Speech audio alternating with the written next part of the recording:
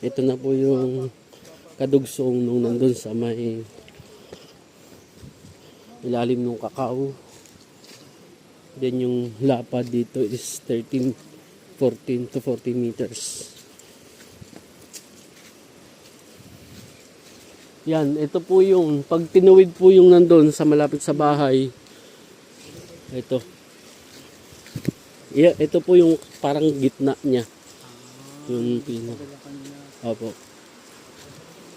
Yung isang muhon dito, ma'am. Wala na, ilog na to eh. Opo. Nasa ilog na. Doon siya tumama. Kasi nga, ma'am, sa tagal ng panahon yung ilog na umuurong. Dapat, dito. opo, gumanto siya.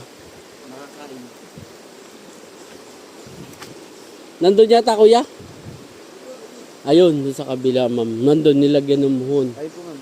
Kayang ikutin mo dito. Diyan po.